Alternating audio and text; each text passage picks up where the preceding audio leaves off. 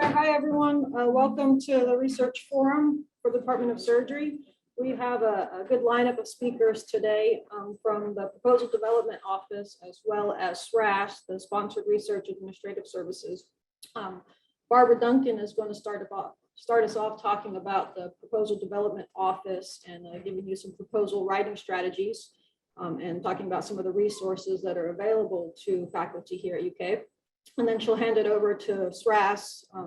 We have several people to speak from both the pre-award and post-award processes, and we'll introduce those people as they come up.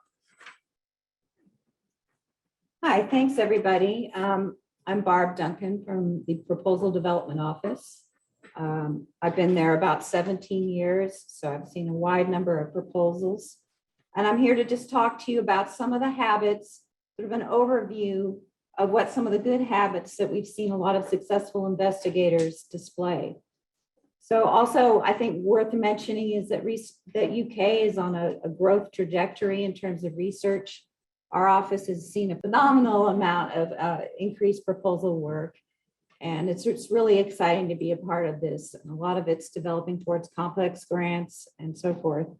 So we're here to help you. In fact, we're hiring new people. We're up to 10 people as it is, and I'll go over some of our services in a minute. But first, I thought I'd just talk to you a little bit about habits.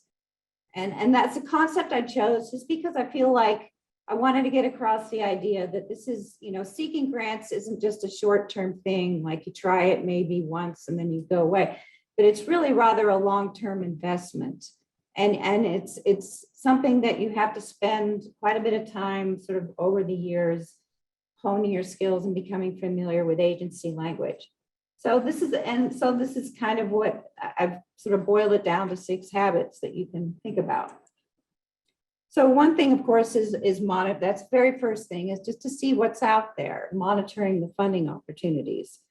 And even if you're going for a particular study section, you kind of always know what you're targeting in general. It's good these days to keep up with some of the recent funding announcements and the notices of special interest in particular, that we've seen that as a large way that NIH has decided to announce a lot of new and upcoming temporary things. We saw this particularly with COVID. They put out a bunch of NOCs that they call them, and a lot of people could fulfill these really quickly. So it's a rapidly evolving landscape, and you kind of have to keep up with it. We have tools for that. So in our office, what we do, all of us split all the funding opportunities that we can possibly see that are out there among all the federal agencies and foundations. We split them up and we read them all, and we try to distribute them to our lists. So these are some rough lists. We have about over 100 of these. Quite a few are on health and mental health, because that's a big emphasis here at the university, of course. So you subscribe on our website, and so that's one way.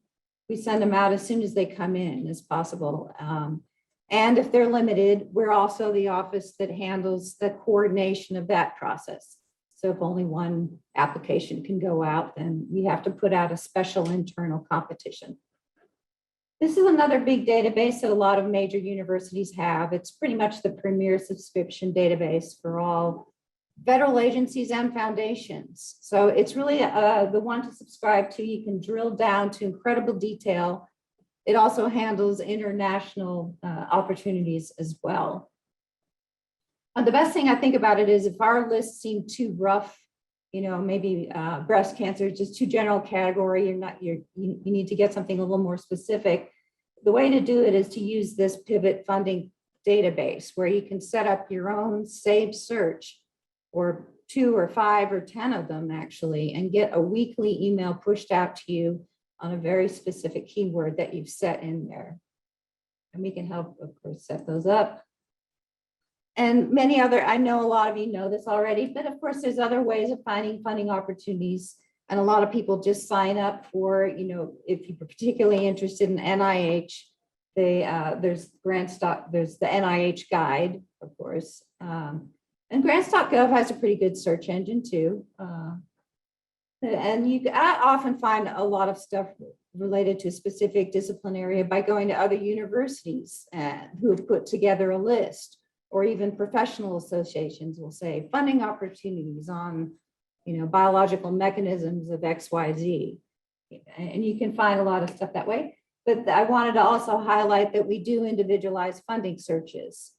And so we try to dig in and get a decent sampling of opportunities for you to check out. So the second habit then is to start immersing yourself in what I call the funding landscape. And so in order to try to figure out where you might put in a proposal or what is even the scope of what other people are putting in, you kind of have to read and see what they're doing. So find out who's, is your work in line with previously funded projects? Does it seem like a fit for that agency? Or maybe has somebody already else been funded in this area and maybe it's oversubscribed? You kind of have to have a balance where it's something they're interested in, but they haven't yet funded necessarily. So is your idea unique? And we're always, when somebody's looking for funding or they have a funding opportunity, come to me and say, oh, is this a good fit for me? I always go to the funder database and see what they've funded before. So reporter searches, researchers' CVs also can be helpful. And just checking out conferences and workshops at the agency. So just broad strokes here is this is what we recommend people do. Read sample proposals. That can also be incredibly helpful. We can help find those for you. Serve as a reviewer. I know you already know that one too, but that can be extremely helpful to see the other side of the process and what reviewers are looking for. People often like to develop a grant writer group and work with their own colleagues to read each other's proposals and so forth. I'm a big advocate for applying for internal grants first too at UKY. There's a lot of announcements. There's research priority areas, and there's also alliances here at the College of Medicine. So you can get involved in these groups and help stimulate your thinking. And of course, agency conferences and so forth. The third habit I think is really important is to cultivate the relationships. I've sort of already touched on this a little, but I thought I would just say then, thinking about the program officer, and one of their main roles is to engage with potential proposals or PIs. And so we always encourage people to go out and talk to their potential program officer or somebody who might likely fund their work. And you just have to, we can also help identify if you're not sure which one. We can kind of sort through the agency lists and stuff and help you identify a person. It could be just the person at the end of the RFP that you're looking at. Sometimes that's the easiest way to go, to give you a contact right there on the funding opportunity announcement. And then send them prepare a little brief abstract or, your elevator speech, so to speak. And send them an email, attach your description, and then see if you can set a good time to call. They're usually very responsive. Again, engage and network with colleagues can be really important. So I've mentioned this already, but we've got these 7 research priority areas at the university. And they really just started within the last 2 years. And some of them, the substance abuse disorder, for example, SUPRA, they have their own funding opportunities within it. So they're putting out an RFP for pilot grants. So that can be a great way to get a foot in the door. But it's also just good to talk to other people, see who they're proposing stuff to, and to get collaborators. So there might also be people at nearby institutions. F-SCORE is the regional group of institutions that are working under a certain pay level at NIH. So they often collaborate on various larger proposals. And then again, networking at conferences. But I also, for this talk in particular, I think the grant staff can be extremely valuable. And I put PDO here, but I should put SRAS as well, or SRAS, however you say it. But those colleagues, get to know them. They can really make things a lot easier for you. So habit 4 then is to build a funding track record. Sometimes we find that people tend to leap right in to some very difficult projects or proposals, but it's always good to show the track record. You kind of have to show that your ideas are feasible and that you are able to carry out the proposals that you say you are. So these are the kinds of things you can do. Apply for pilot grants and seed funding, maybe at professional associations. Go for those UK internal grants. CCTS has internal grants on a rolling basis. There's also stuff coming out in the aging and neuroscience and some other areas on campus. And we try to disseminate those too as we can if you get on our funding list. And of course, the smaller professional associations, if you're part of them, sometimes they have, even a travel award. We have seen people leverage that into bigger grants. It just looks good.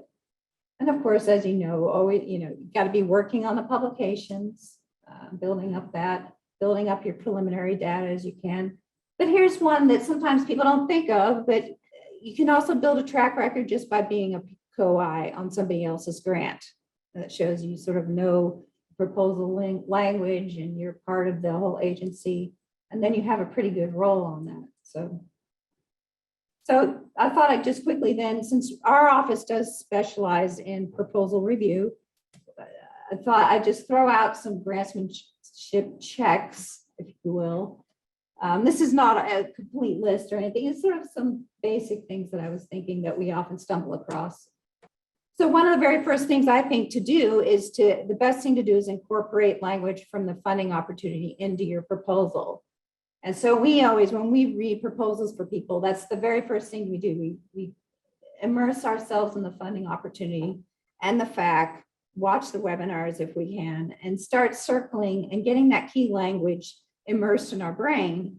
So then we can suggest, using this word or that word, or they say it like this here in the funding opportunity. So it really seems like the proposal is a good match. And of course, always follow all the guidelines very specifically. You all know that.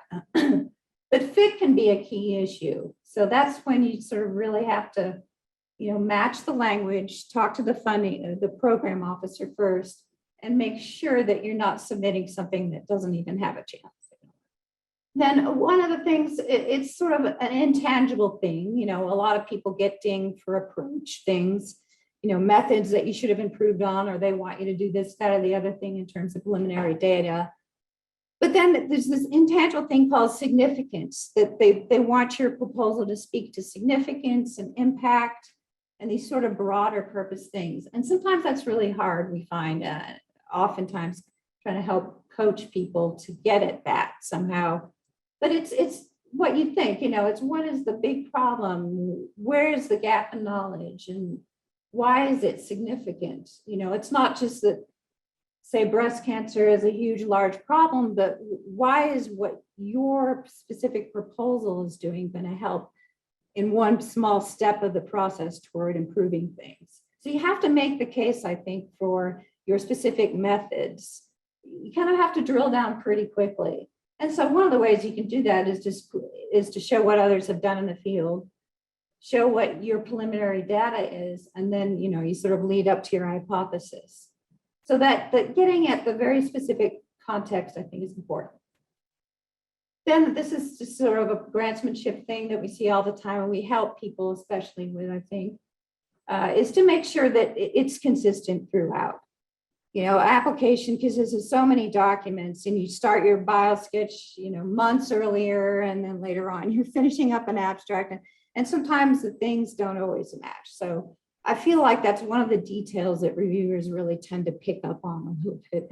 And if so, you have to tell a consistent story all the way throughout, and especially so for a large proposal. And so that's why I think our office can be extremely valuable, is in those large, complex proposals where you have 5 components, 3 projects, 3 cores, and they all have different writing styles. So our office can help with that, I think, is to try to keep all the pieces consistent and get the style guide down and help you manage the writing of these large things. And a last piece of advice, of course, I know you know this, but send it out for expert review. I only like to suggest people think of 2 different types of reviews. One is the close expert read, your colleague, somebody who knows the area, And then the other is somebody like us, somebody outside your area, somebody who doesn't know the science, and they can read it in a totally different set of eyes. And we try to read it exactly with the guidelines and to try to really think about what they're asking for when they say, you know, significance, or we want you to do this, that, or the other thing. We try to help you interpret that and see if it comes forward in the proposal. And then a small thing here, just have you remove those undefined acronyms and just reduce jargon as much as possible. And finally, I'll finish on habit 6 is to be persistent. So what this graph is showing is the success rates and how they differ. And it's a little old, okay, it's from 2015, but I think that you'd see the same thing for current. I could get a current one, but I like this one because it shows, you know, this is when NIH allowed 2 resubmissions. So this was like the first submission, that would be the success rate around 10, a little over 10%. The second submissions you generally come in quite a bit higher. You see slightly over 30% on the your first resubmission. And this, they used to allow another resubmission. And they stopped getting those in 2012 here. I guess mainly because they saw a huge drop in whether these ones would actually get funded. So they just decided to do away with that. But I think I've even seen, honestly, third submissions go in, you know, even though it's not called a resubmission, it goes in as new and you can't write the introduction. I've seen many funded on the third try, strangely. But you can see that it's just part of the process. The staying persistent, getting the scores back from the reviewers, and we can help, you know, talk you through some of the comments that you get and talk about how to address those in the one-page introduction. I actually enjoy working on resubmissions quite a bit.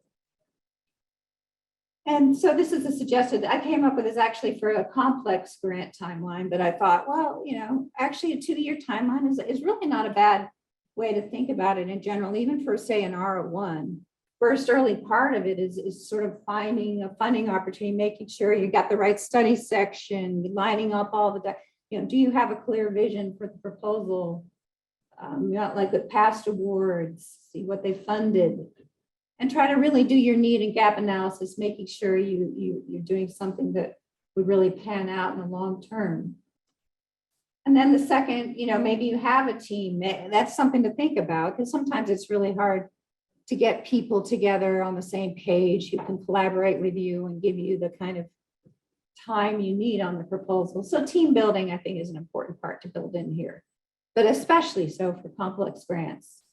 That can be a very time-consuming process. And that's why I put this go, no-go point here, because on a lot of complex process grants, proposals, you have to kind of decide whether it's worth it to continue at a certain point if you really feel like you have the team on point and it really looks like you're going to make it at the deadline, you know. And then I think I like to think of the writing part of it is development into 2 chunks. One is kind of just getting it down on paper. I say on paper, but you know, it's obviously getting it on the screen, finalizing your team. So this is when, you know, the real work begins, but you're not in the worry phase yet. And then the second phase is really when you start refining, you're honing it down, you've got some feedback from a colleague, so you're going to add more preliminary data, to maybe tinker around with a last minute figure and that sort of thing, and really try to polish the proposal in this phase. And so you're ready in ample time to submit way ahead of the deadline, you know. And of course, always consider the resubmission. So for resubmissions, you may not have to, of course, you won't have to do the whole thing. You're only, you know, maybe you already got your draft, so you pop back in at this point. And so maybe it's a 15-month turnaround deadline, something like that. Question. Yeah. How does that timeline differ for K awards? And how did the data on the slide prior about the enhanced success rate with resubmissions, how does that differ for K awards? I would say it's probably very similar, if not more overstated. And we can actually look those numbers up. NIH is very transparent with all their statistics, and they have their report section where you can look up success rates for any institute going back many, many years. And I think I have, seen this sort of thing for K Awards too. And we just see it regularly, just being in our office, we'll see people commonly come in for the resubmit and get it the next time around. And so your other question was the same, what we did suggest for a longer. Yeah, the K Awards are a little more difficult and a little more involved because they involve maybe a mentor or two, maybe even three. Mentoring plan. Yeah, and then you have to get letters. They have to develop a nice sponsor letter, and they're very meticulous about what they want in that for the sponsors. So that takes some time. And then, of course, you have to develop not only your research project as a separate 6-page, but there's also these other attachments where you talk about institutional, why you're picking this institution, what your career goals are, and a lot of ancillary documents that make the process a little bit longer. So I would say, yeah, it's actually, in some ways harder to write a K award. And then, it's really, it's a stepping stone. I'll just leave it at that. Oh, I had the LRP program, and what that is the loan repayment program. So there's career awards, and another good one is the loan repayment program, and they just repay back your loans. You write a project application, you say you're going to do this and that research, and you kind of get your foot in the door. I don't remember exactly all the costs that are involved, but I know that they essentially pay back your loans, and the funding rate is pretty high on those. So it's another hidden NIH mechanism. So this is just to talk a little bit about our services. We're in MI King Library in case things open up. We are open for business, though. All of us are there 3 days a week. That's where the subway is too, if you've ever seen that. But this is how to contact. You can really, if you're used to working with one of us or other, that's fine too. Any of us we all kind of cover similar areas, although some of us specialize in like neurosciences or cardiovascular. We have a few specializations. But you can contact it at this generic email. And we pretty much serve across campus, any discipline at any level. Of course, our main interest and focus is faculty, but we do look at student, postdoc, staff, or everything. Briefly, just to break our service set down into 3 units, we help people find funding opportunities and put you in touch with the right thing. We review and work with proposals, multiple drafts or whatever, and we provide this kind of workshop training. We do other things around the edge too, of course, but that's the main thing. So this is a lot of what people come to us for: thoughtful critical review, copy edits, proofreading. We run the gamut. It depends on what people need. If they just want sort of, hey, could you take a look at this section and see if it sounds right? I would say we sort of bounce. We're not always like editors. We're more like, I guess, writing coaches would be another way of saying it. We kind of comment on the piece, and we'll dig right in and do an edit as much as we can too, if we have time. But I think more of our benefit is in the writing coach. So typically we have a 1-week turnaround. It depends what it is. We always do last minute projects, whatever you need. And we'll do multiple drafts, of course. We work with people repeatedly. This is our website, kind of what it looks like. So you can request it online. We have like a little form there. It pops up to us. Give you an idea of what else to do. So I mentioned these 2 before, but this is our our main 2 places to find funding opportunities: a pivot database and the funding alerts. But also sign up for grants bulletin. So that will be all your UK notices, events, and important updates regarding grants and contracts. We have other resources, as you know, but highlight the facilities description library. People use that a lot. So we come up with like little page length or paragraph length descriptions of some of the units on campus. We have a UK overview. We have one of all the cores. We have one for the Center of Clinical and Translational Science. So people just use that for their facilities sections, and they can just drop it into their proposal or tailor as needed. So here we all are, about to hire one more person. I think she's actually specializing in awards and honorifics, this is a new area for us. That's it.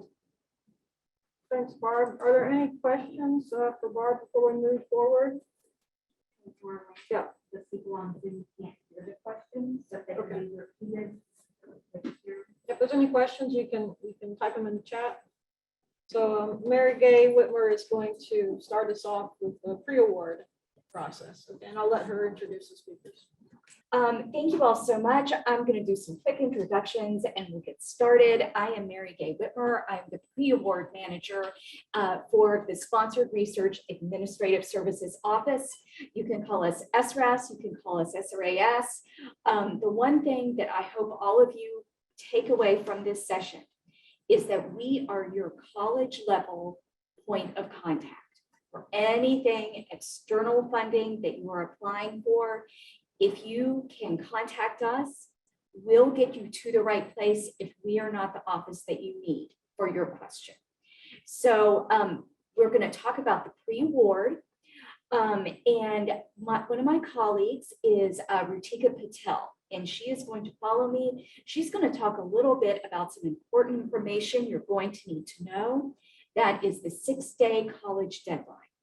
So we're going to go into a little bit of that. If you have questions, let us know. We are glad to answer them.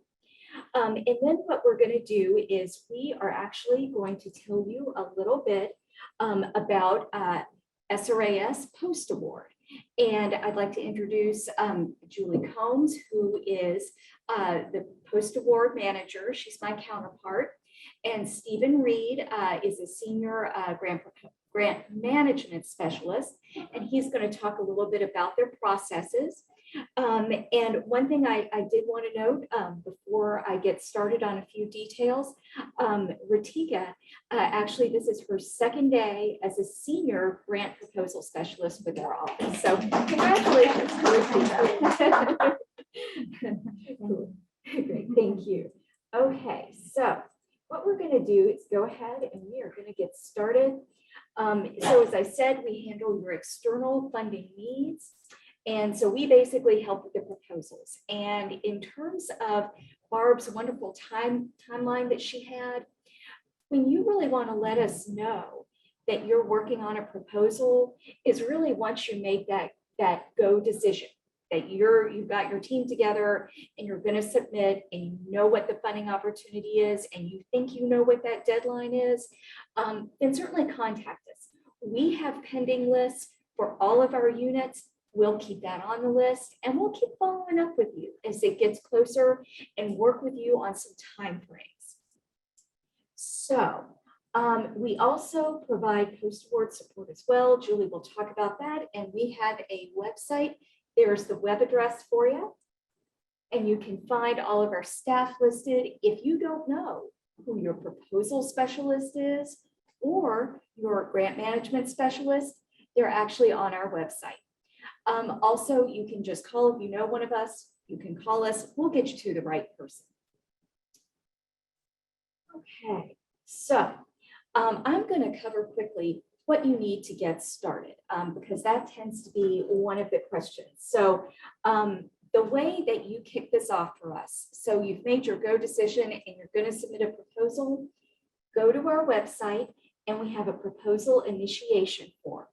It's basically a little online form.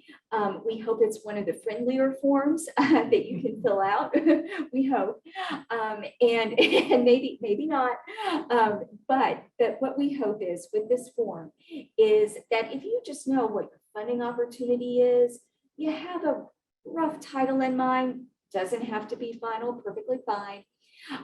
You can fill out that form and at least helps us document it and we'll get it on our pending list. If you're a little further along in the process and you have something like a budget justification, maybe you have an abstract, just a paragraph or so, or maybe you're far enough along that you're working, that you've actually got your IOP or IRB approval. All of those can be added into the form. So the form is just internal to us.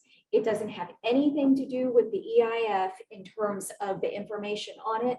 So you can change any of that information you would like. It is no problem at all. And you can fill out just a few fields, or you can give us a whole plethora of information. It is up to you. Once we do that, in terms of timelines, we think about getting us the proposal initiation form roughly 1 month out, if you haven't already been in touch with us. And when I say 1 month out, 1 month from the deadline.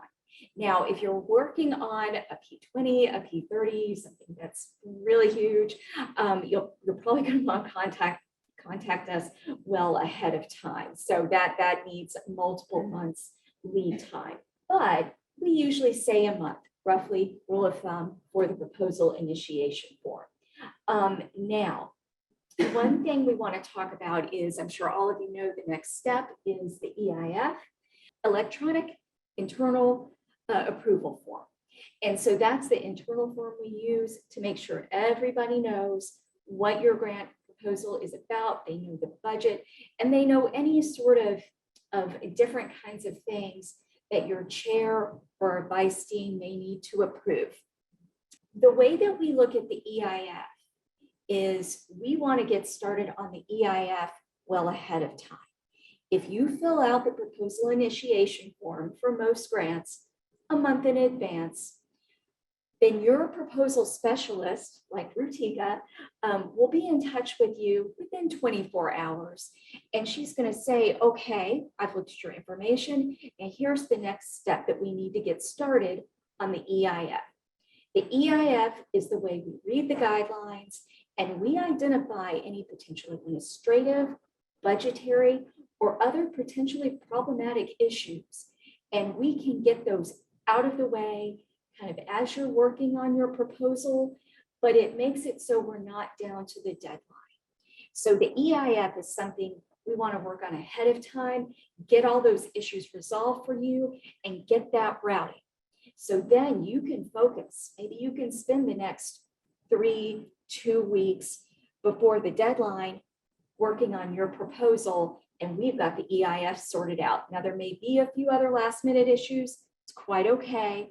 But in theory, that's really the ideal way that we feel like that you're going to set yourself up for perhaps a good amount of time to be able to deal with any issues that do come up. Now, the last thing I'll mention, of course, we work with you on your proposal. If you are working on a federal proposal, we'll use our internal Cayuse system. Maybe the sponsor is a foundation and they have a system of their own, or maybe you can submit the proposal. Now, one thing I'll alert you to, if you are in a situation where it's PI submit and maybe you hit the button on the portal to submit it, or maybe you submit it via email, that is something that you're definitely going to want to talk with your proposal specialist about and get together the choreography of what's going to happen with that. And the important thing to remember is that our office, as well as the central office, who has a secondary review, we have to see the whole thing. So if you are working in a portal and there are screenshots and maybe you have to put in the applicant name of the institute, your name, the address, all of those things we have to see normally via screenshots.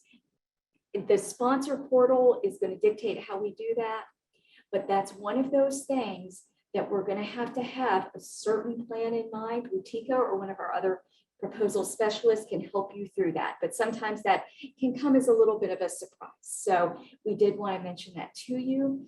And so let's see here. Okay, so I am going to hand it over to Rutika unless we have any questions.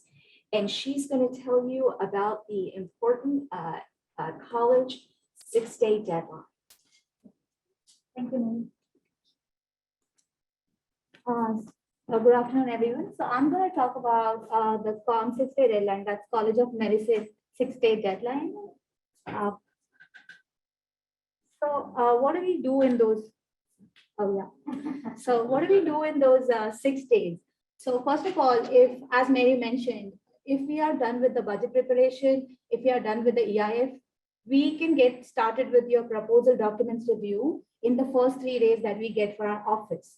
The next 3 days are for OSPA.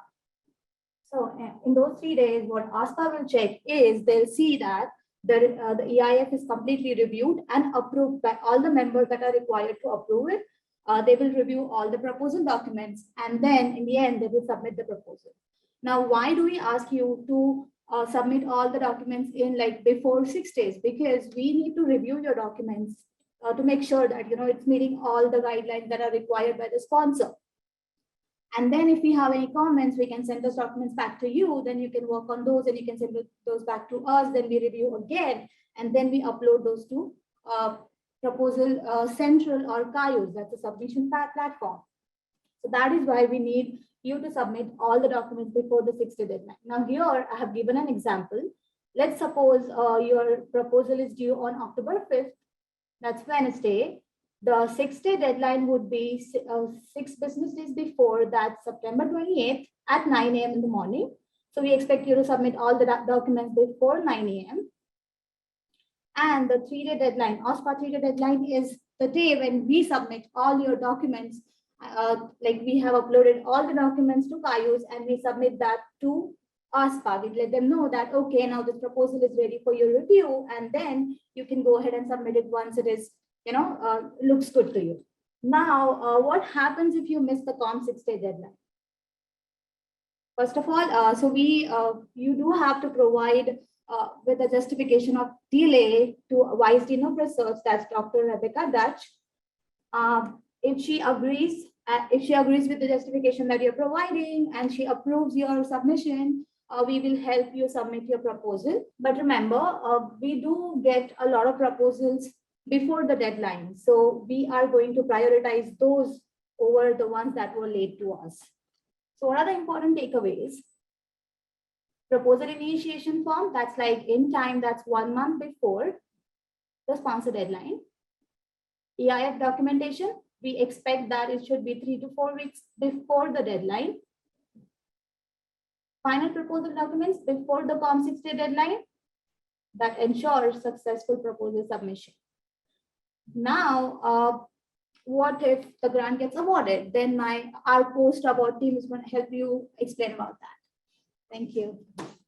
Good afternoon, everyone. So my name is Julie Combs, and I am the post-award manager, Mary Gay's counterpart in Sponsored Research Administrative Services. So continuing along with the grant cycle, we're thinking positively here and assuming that your grant gets funded. So then what happens? I don't know how to manage my grant. How am I supposed to monitor the expenditures and things like that? So just like you would have, your unit would be assigned a grant proposal specialist that would assist with monitoring your grant expenditures. Your unit's also going to be assigned a grant management specialist that's going to assist once your grant gets funded all the way through to the closeout process. And in our office, there are multiple grant management specialists, just like there are multiple grant proposal specialists, and they are monitoring things such as expenditures, effort, to make sure that we are complying with all federal or foundation as well as the university guidelines. So if we take a look at the post-award cycle at a high level, the first thing that happens is that we receive an award notice from the sponsor. And when that notice comes in, there are several steps, but you will be assigned an account number that you can use to spend from. After that, what will happen is a kickoff meeting will take place with the grant management specialist to make sure that both the faculty member and any other necessary parties are aware of all of the terms and conditions with that award, all of the expectations for the faculty member, any reporting, things like that.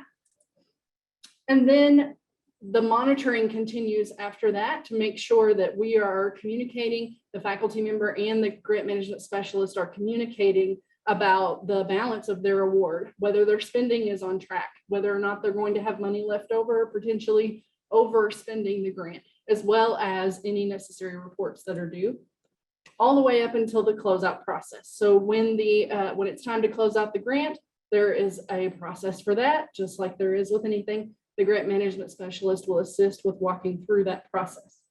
So I'm going to turn it over to Stephen, who's going to talk about those things in a little more detail. Hi, everybody. Thanks for having us. So as Julie said, I am a grant management specialist, and I do currently serve surgery. So as of now, I would be your main point of contact once you have an award. So what is a grant management specialist and what support do we provide? We are going to be your main point of contact. Any questions, concerns that you have regarding your grant, you would direct to your grant management specialist. A lot of times there's questions around purchasing, budgetary items, personnel and effort, but we can do far more beyond that. Won't promise I'll have the answer for you immediately, but we have, as Julie said, other grant management specialists, and we have the support you need to get you the answer in a timely fashion. We also serve as your liaison between OSPA and Research Financial Services, or RFS. OSPA is our signing authority, and they handle the communication between the university and the sponsor. So they have some very specific needs when they do that, and we help guide you through that process to help take some of that strain off of you. RFS is our financial authority, and they'll handle invoices and preparing financial reports. So we help them to facilitate those and make sure they have the support that they need to get those out in a timely fashion. For spending projections and account review. So what we would do, as Julie mentioned, once you have an account awarded, we will contact you about doing a kickoff. So we first are going to go through and we're going to thoroughly review the documentation to see any sort of compliance concerns and make sure we have an understanding about what the research is and what your plans are to complete that. So we will prepare a monthly projection report for you that's going to give you the information you need to make decisions on, do you have the extra funding to support a new personnel? Do you have the support for any unexpected expenditures, things like that? So we can definitely help you out with that. We use your trending information. Once the grant's been established for a while, we'll use that trending information. If you happen to have a sub-award, if you're collaborating with other institutions, we will help you to facilitate that setup, and will also serve as an extra set of eyes for you in reviewing those invoices. You will have the final, as a PI, you would have the final approval for those, but we can look at it from a financial lens and just make sure that everything looks appropriate for you. Departmental collaboration for effort reporting. So one of the requirements as a PI is you have to do e-cert, in which you are confirming the effort that your participants or your personnel has on the grant. That is done quarterly, and we help the department to review that information for you. So having the experience that we do working with you on a monthly basis, that's just going to make that easier on the department and eventually easier on you, so that that's done in a timely fashion. Expenditure review. So when it comes to your expenditures, part of our monthly meeting, we will review with you your expenditures on the account. And what we're looking there for there are the 4 cost principles: allowability, allocability, reasonableness, and that it's treated consistently. So with allowability, we're looking to see that the purchase is allowable based on sponsor guidelines, federal regulations, and university policies. Allocability, with that, we're looking to make sure that it does directly benefit the project. If it doesn't benefit the project, it should not be charged to the project. Reasonableness, we're looking to make sure that the item or service that you're purchasing and the price are reasonable and necessary for the project. And then, of course, that it's treated consistently. So with other like purchases or services, that it's something that's been treated consistently historically. And we also provide support and reporting for closeout process. So as you come up to the end of the project, we will help you to facilitate. One, if you need more time, we can help you with the no cost extension request so that you can request more time from the sponsor. Or if it is time to truly close out, we'll provide some extra support. I like to try and do multiple meetings in a month if that's possible based on your timeframe. But there's going to be a lot of sponsors reports that's going to be coming up. We need to make sure everything's closed out. If you have expenses on the report, they have to be received and confirmed before the end of the grant. So we're going to help you make sure that that's done. And we'll start that process within 90 days of the closeout of the grant. So I know that's a very high level overview of what we do. It's not everything we do either. The main point that we want to get across with this is you're not alone in this. We are here to support you. So definitely, anytime you have questions, feel free to reach out. And right now, we'll take time for any questions. See any questions at this time, so I'll turn it over to Marlene. Well, thank you all for all the speakers and thank you for attending. If there's any questions for anybody, you can speak up or tap them in the chat, or you can email me or any of the speakers, and we can get back to you with those answers.